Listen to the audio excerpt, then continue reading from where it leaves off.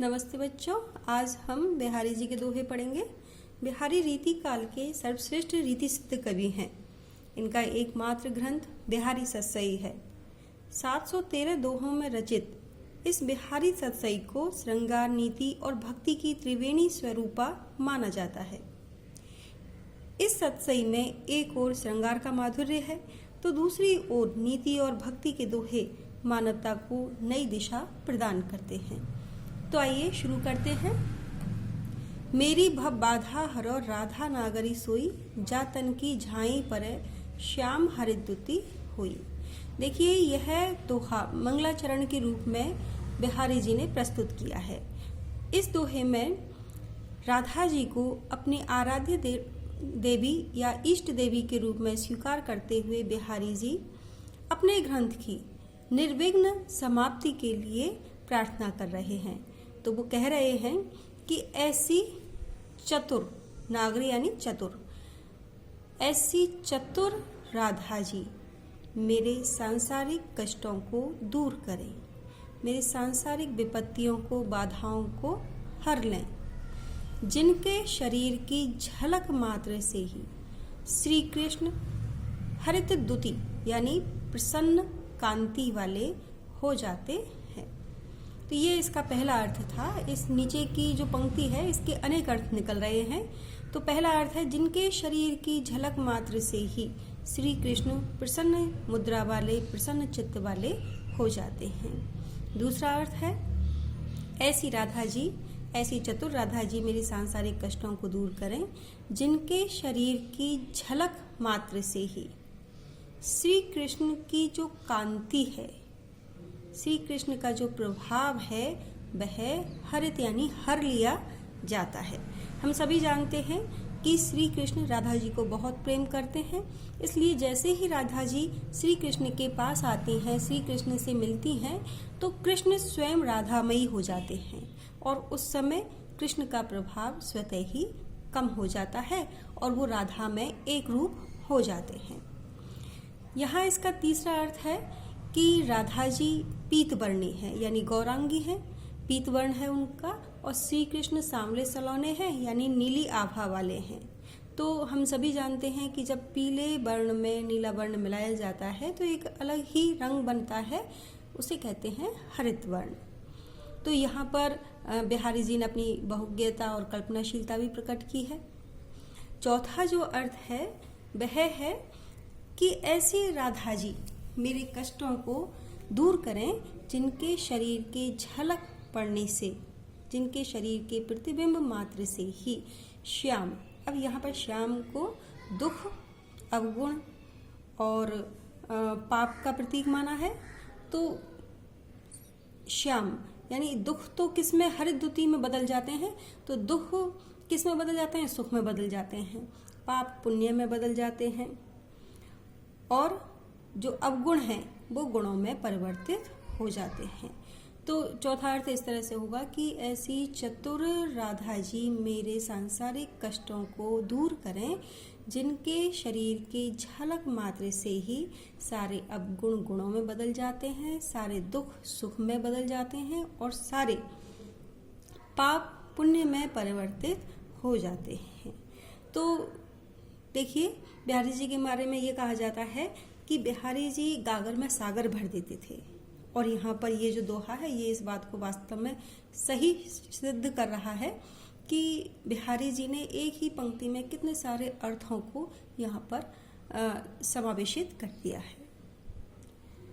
तो ये जो दोहा है इसमें ब्रज भाषा का बहुत ही मधुर प्रयोग किया गया है, और नीचे की ये जो पंक्ति है इसमें श्लेष अलंकार दिखाई देता है, और उक्ति वैचित्र तो है ही।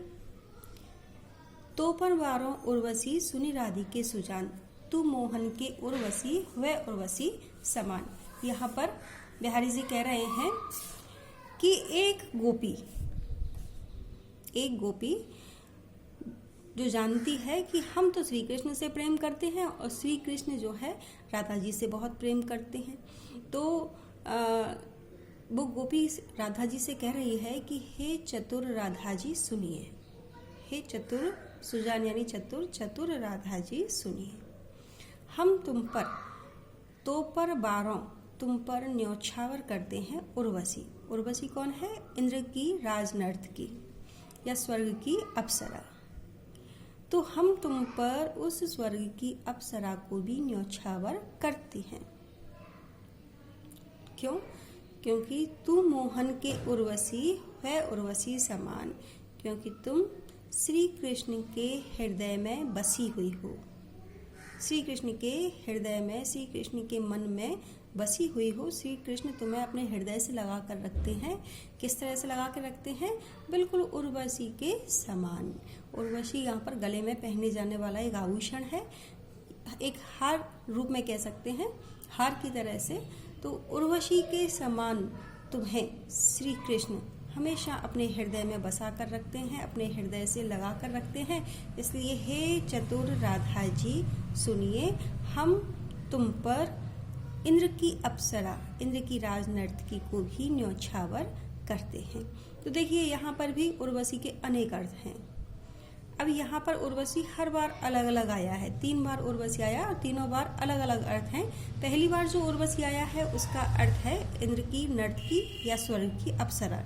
दूसरी बार हृदय में निवास करने वाली। तीसरी बार उर्वशी यानी आभूषण जो गले में पहना जाता है। तो यहाँ पर यमक अलंकार है और लालित्यपूर्ण शैली है, कोमलकांत पदावली है और श्रृंगार रस से युक्त यह दोहा है। बंधु भय का दीन के को तार्यो रघुराई, टूठे टूठे फिरत हो झूठे विरद कहाई। बंधु भय का दीन के को तार्यो रघुराई। यहाँ पर देखिए सख्य भाव की भक्ति है और सख्य भाव में श्री कृष्ण से बिहारी जी इतने घुल मिल गए हैं कि एक मित्र की तरह से वो उन्हें उपालंब दे रहे हैं। क्या कह रहे हैं? बंधु है का दीन के, कि आप किस काम के बंधु हो, किस काम के आप भाई हो। अब देखिए का दीन के हम कहते हैं किस काम के, और दीन दीन यानी कमजोर, लाचार, जो गरीब है वो भी होता है। तो यहाँ पर कि आपको हम कैसे दीन बंधुओं का, दीन का बंधु मान लें। को तार्यो रघुराई, आपने कितनों का उद्धार किया है, आपने कितनों को तारा है। तो यहाँ पर बिहारी जी कह रहे हैं कि क्या आपने वास्तव में दुष्टों का उद्धार किया है? मुझे तो ऐसा नहीं लगता। लोग कहते हैं कि आपने हिरण्यकश्यप को मारा, रावण को मारा, कंस को मारा और उनके पापों से आपने इस पृथ्वी को भार मुक्त किया, लेकिन मैं कैसे विश्वास करूं? फिर कुछ कहते हैं कि आप दीन बंधु हो, आपने द्रौपदी का चीर बढ़ाया, आपने मगरमच्छी के मुंह से गज को छुड़ाया, आपने प्रहलाद की रक्षा की, लेकिन मुझे नहीं लगता क्योंकि मैं सबसे बड़ा दुष्ट हूँ। तो आप अगर मेरा उद्धार करते हो तभी मैं आपकी इस बात पर विश्वास करूँगा।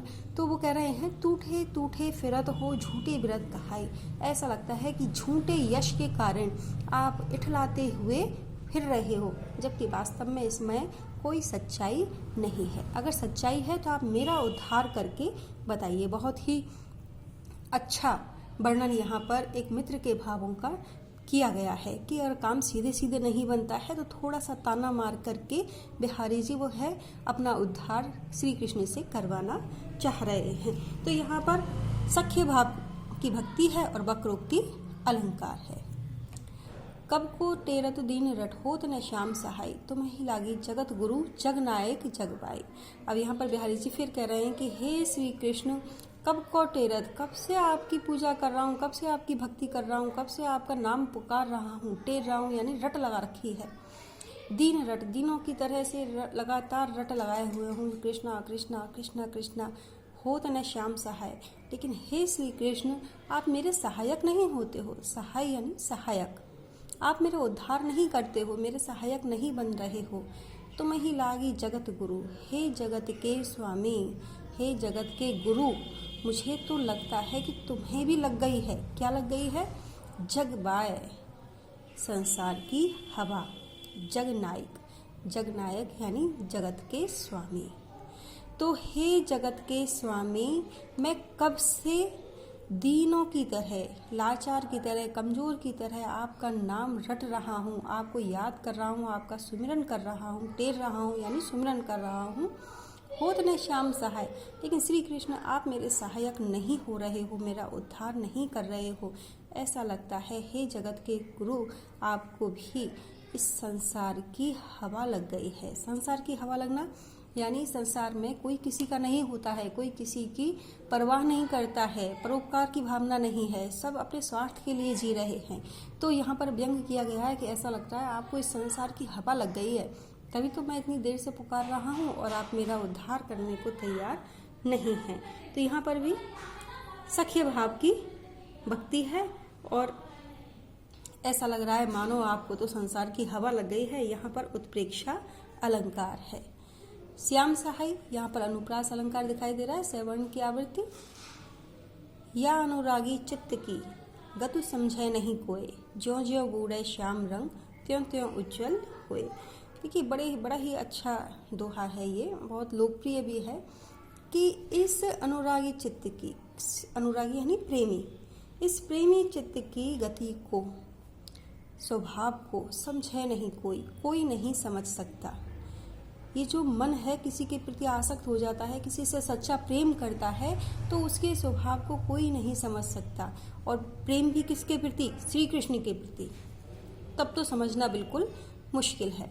ज्यों ज्यों बूढ़े श्याम रंग, क्योंकि यह मन जैसे जैसे श्री कृष्ण के रंग में डूबता है, त्यों त्यों उज्जवल होए, वैसे वैसे ही उज्जवल होता जाता है। यहाँ पर देखिए श्याम रंग में कोई चीज़ डूबेगी तो वह भी श्याम हो जाएगी, तो हम जानते हैं जैसे रंग में डुबोएंगे वह वैसे ही रंग की हो जाएगी। लेकिन यहाँ पर मन को डुबोया है श्री कृष्ण के रंग में, और श्री कृष्ण का रंग है श्याम रंग यानी सांवला, लेकिन मन कैसा हो रहा है? उज्जवल। तो यहाँ पर लग तो ऐसा रहा है कि अरे ये तो विरोध हो गया, लेकिन वास्तव में विरोध नहीं है। क्यों नहीं है?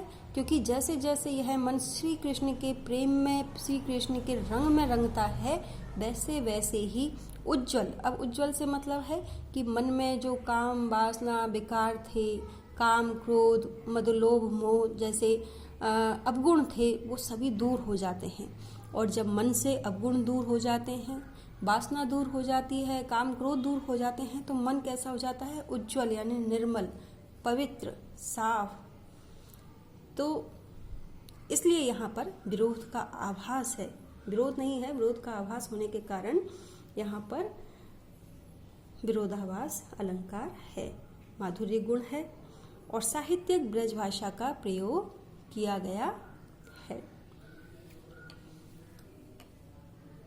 भजन कहो ताते भज्यो, भज्यो न एक बार, दूरी भजन जाते कहो सोते भज्यो गवार। अब यहाँ पर बिहारी जी अपने मन को समझाते हुए कह रहे हैं कि मन, कहते हैं मन बड़ा चंचल होता है, तो अपने मन को समझा रहे हैं कि अरे मेरे मन, भजन कहो ताते भजो। श्री कृष्ण का भजन करने के लिए मैंने तुझे कितनी बार समझाया, श्री कृष्ण को याद करने के लिए, श्री कृष्ण का सुमिरन करने के लिए, श्री कृष्ण की भक्ति करने के लिए कितना कहा, ताते भजो, लेकिन तुम श्री कृष्ण की भक्ति से दूर भागते रहे। उस भक्ति से, उस सुमिरन से, श्री कृष्ण के प्रेम से दूर भागते रहे। भज्यो न एक बार, और एक भी बार तुमने श्री कृष्ण को याद नहीं किया। देखिए श्री कृष्ण पुकारने से उसको भजना नहीं कहते, अगर सच्चे मन से एक बार भी हम पुकारेंगे तो वही याद करना है। तो कह रहे हैं बिहारी जी, अपने मन से कह रहे हैं कि एक बार भी सच्चे मन से तूने श्री कृष्ण का स्मरण नहीं किया, श्री कृष्ण की भक्ति नहीं की, श्री कृष्ण को याद नहीं किया, दूरी भजन जाते कहो। और जिससे दूर भागने के लिए, दूर रहने के लिए तुझे कहा गया, सोते भजो गमार, हे मूर्ख, तूने उसी को ही बार बार याद किया, भजा, उसी का ही अनुकरण किया। अब दूर भागने के लिए किससे दूर भागने के लिए कहा? तो भोग विलास काम वासना सांसारिक माया मोह, इन सब चीजों से दूर भागने के लिए कहा। तो मन बार बार उन माया मोह में ही अटका रहा, रिश्ते नातों में ही उलझा रहा, सांसारिक जो भोग विलास है उसी में डूबा रहा। तो यहाँ पर बिहारी जी अपने मन से कह रहे हैं कि जिन श्री कृष्ण का भजन करने के लिए कहा, तुमने उसको तो कभी याद नहीं किया, उनसे तो तुम हमेशा दूर रहते रहे, उसको कभी भी सच्चे मन से याद नहीं किया। और जिन भोग विलास वासनाओं से दूर रहने के लिए कहा, उन्हीं को ही हे मूर्ख तुम भजते रहे, उन्हीं का ही अनुकरण करते रहे। तो इससे तुम्हारा उद्धार, संसार सागर से उद्धार होना संभव नहीं है। तो देखिए यहाँ पे उक्ति व चित्र भी है और शब्द चातुर्य देखने को मिलता है। अब यहाँ पे ये जो भजियो जो शब्द है, ये कई बार आया है। भजन, भज्यो इधर भी आया है। तो ये यमक अलंकार है। यहाँ पे एक बार जो भजने का अर्थ है सुमिरन, एक बार इसका अर्थ है सुमिरन और दूसरी बार अर्थ है भागना, किसी चीज से दूर होना। तो यमक अलंकार है यहाँ पर। अजयो तर्योना ही रहो श्रुति सेवत एक रंग, नाक वास बेसर ले बसी मुक्तन के संग। देखिए थोड़ा सा कठिन है ये, लेकिन इसको हम आराम से समझें। अजयो यानी आज तक, तर्योना, अब हर शब्द के यहाँ पे कुछ शब्दों के दो अर्थ हैं। तर्योना यानी उद्धार नहीं हो पाया, और तर्योना यानी कान में पहनने का एक आभूषण, कर्णाभूषण। तो दो अर्थ हुए, उद्धार नहीं होना और कर्णाभूषण। श्रुति, श्रुति यानी कान, और श्रुति यानी वेद। श्रुति यानी कान और श्रुति यानी वेद। यानी यहाँ पर हम आभूषण ले रहे हैं, कर्णाभूषण, तो उसके साथ में यहाँ पर कान, और यहाँ पर उद्धार नहीं हुआ उसके साथ में यहाँ पर वेद, शास्त्र। नाकवास बेसर लहो, नाक, नाक का अर्थ होता है, एक तो हमारा अंग है नाक, और दूसरा है स्वर्ग, इज्जत। नाक इज्जत के रूप में भी मानी जाती है और स्वर्ग भी कहा जाता है, और नाक हमारी है ही शारीरिक अंग है। बेसर, बेसर होता है एक नाक में पहने जाने वाला एक ऐसा आभूषण जिसमें मोती लगा होना जरूरी है। बेसर में मोती जरूर होता है, बाली के जैसा होता है।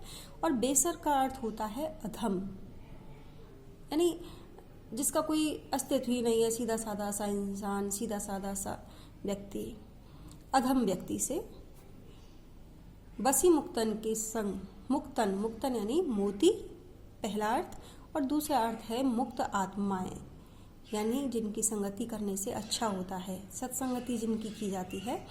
तो पहला अर्थ है मोती और दूसरा अर्थ है मुक्त आत्माएं, महात्माएं। तो अब हम इसको समझते हैं। अजो तर्योना ही रहो श्रुति सेवत एक रंग, नाकवास बेसर लयो बसी मुक्तन के संग। आज तक तुम्हारा उद्धार नहीं हो पाया है। अजो तर्योना, आज तक उद्धार नहीं हो पाया है। श्रुति सेवत एक रंग, तो यहाँ बिहारी जी एक ऐसे मनुष्य को संबोधित कर रहे हैं जिसने वेदों का, शास्त्रों का बहुत अच्छा अध्ययन किया है, सारी उम्र बिता दी शास्त्र पढ़ते पढ़ते, वेद पढ़ते पढ़ते, लेकिन परोपकार नहीं किया, लोगों की मदद नहीं की, दूसरों के दुख दर्द को लेकर देख करके जिसका मन नहीं पिघला, जिसने शास्त्रों को पढ़ा तो बहुत लेकिन व्यवहार में कभी नहीं लेके आया।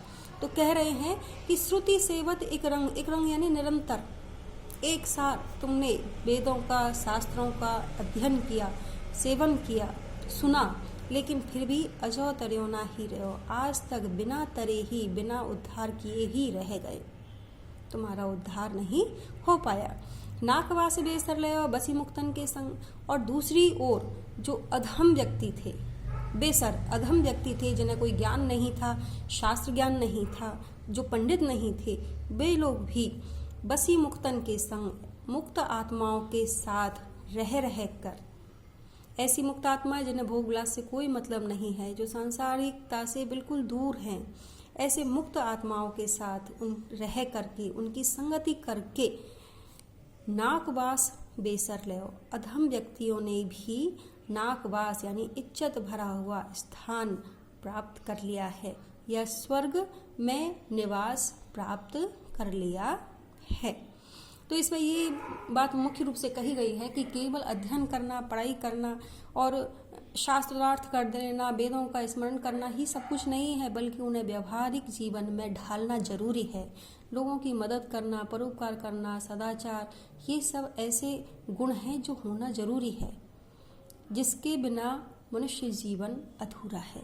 तो यहाँ पर यही बात कही गई है। दूसरा अर्थ जो है ये है अजो तर्योना ही रहे श्रुति सेवत एक रंग। यहाँ पे तर्योना कान में पहनने का आभूषण है, तो उससे कहा जा रहा है कि अरे तुम तो हमेशा ही कान में टंगे रहते हो, हमेशा ही कान में लगे रहते हो, फिर भी देखो तुम्हारा तो कोई उद्धार ही नहीं हुआ, तुम्हारी तो कोई कीमत ही नहीं है। देखिए अभी आजकल तो जो कान का आभूषण है वो काफ़ी महंगे बनते हैं, सोने के बनते हैं, और लोगों ने उनमें काफ़ी परिवर्तन कर लिया है। पहले कान के आभूषण कम कीमती होते थे, भले ही बड़े होते थे लेकिन कम कीमती होते थे। और नाक का जो आभूषण होता था ये बेसर, इसमें मोती लगा रहता था बेशकीमती, और इस मोती की वजह से इस बेसर की कीमत बहुत ज़्यादा होती थी। तो यहाँ यही कहा जा रहा है कि अरे तर्योना, तुम कान में टंगे रहे, दो कानों में टंगे रहे, और कान का तो ऊंचा स्थान है, फिर भी तुम्हारी इतनी कीमत नहीं है।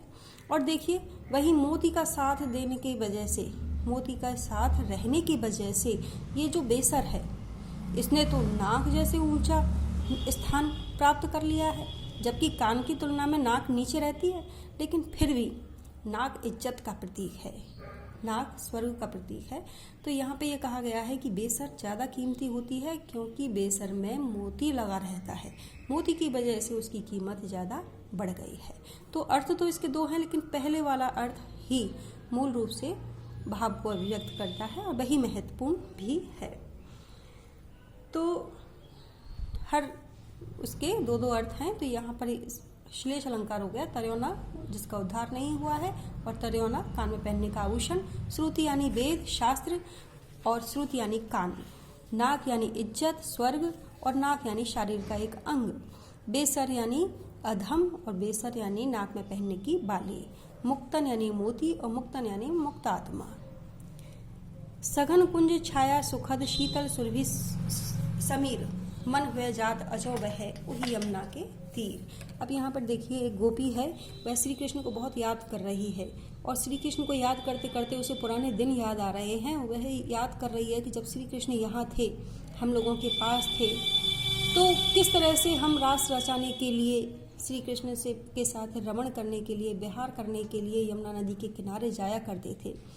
तो पुराने दिनों को याद करती हुई कह रही है सघन कुंज, घने कुंज थे।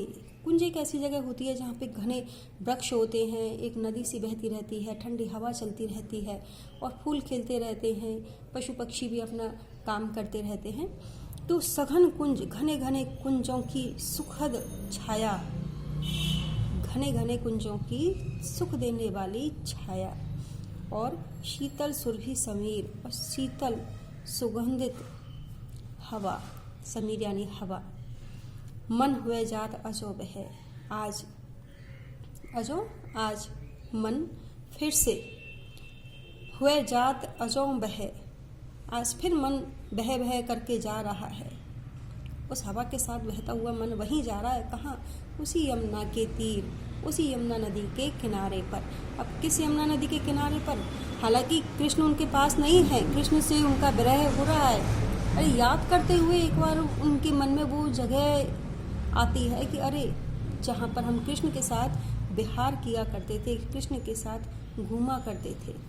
सोहत ओढ़े पीत पटु श्याम सलोने गाद, मनोनीलमणि शैल पर आतप पर्यो प्रभात। तो यहाँ पर बहुत ही कोमलकांत पदावली में, सुमधुर ब्रज भाषा में श्री कृष्ण के रूप सौंदर्य का वर्णन बिहारी जी ने किया है। सोहत ओढ़े पीत पटु, श्री कृष्ण पीले वस्त्र, पटु यानी वस्त्र, पीले वस्त्रों को ओढ़ करके, पहन करके ऐसे सुशोभित हो रहे हैं। सोहत यानी सुशोभित, पीत यानी पीले, पटु यानी वस्त्र। श्याम सलोने गात, सामले सलोने शरीर पर, गात यानी शरीर। तो श्री कृष्ण सांवले सलोने शरीर पर पीले वस्त्रों को धारण करके ऐसे सुशोभित हो रहे हैं, मानो मनो नीलमणि शैल पर, मानो नीलमणि पर्वत पर, शैल यानी पर्वत, मानो नीलमणि पर्वत पर आतप परयो प्रभात, प्रभात यानी सुबह का, आतप यानी प्रकाश आकर के पढ़ा हो।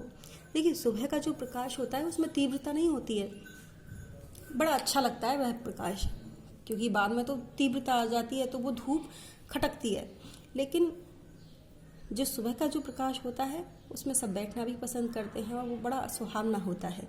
तो यहाँ पर श्री कृष्ण के रूप सौंदर्य को जो बड़ा ही सुहावना है उसका वर्णन किया गया है। श्री कृष्ण नीलवर्णी है और पीले वस्त्र उन्होंने धारण कर रखे हैं, बिल्कुल ऐसा लग रहा है जैसे नीलमणि पर्वत पर, मानो उत्प्रेक्षा अलंकार है। यहाँ पर सुबह का आतप यानी प्रकाश आकर के पड़ा हो। अनुप्रास अलंकार की देखो कितनी सुंदर छटा है। श्याम सलोने, सवर्ण की आवृत्ति, पीत पटु पीला वस्त्र, तो पैवर्ण की आवृत्ति। इसी तरह से मनो, यहाँ पे अनुप्रास यहाँ पर उत्प्रेक्षा अलंकार है और श्रृंगार रस तो इसमें है ही। श्री कृष्ण के रूप सौंदर्य का यहाँ पर वर्णन किया गया है। धन्यवाद।